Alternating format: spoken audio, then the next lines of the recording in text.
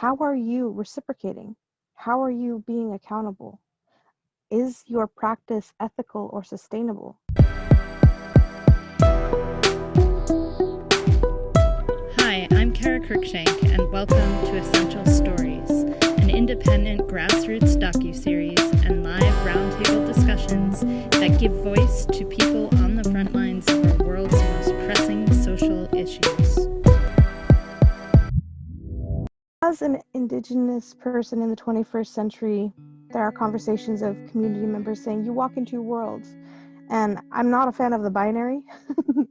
And so when I think about dismantling oppressive systems, I always want to start conversations with community members talking about what is decolonization and what is re-indigenization. And even with all of that being said, we have to question how we are and why we are. What practices are we replicating that either are foreign or common to our community and our history?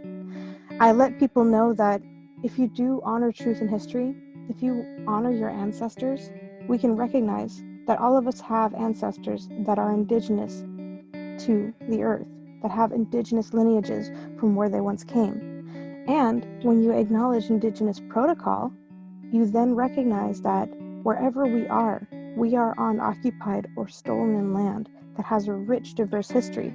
And when we acknowledge that protocol, that respect, that acknowledgement that this is not the homeland of our ancestors, and when we reconnect to the history of the land that we are on and learn about the original ancestors, we can be respectful stewards of the land.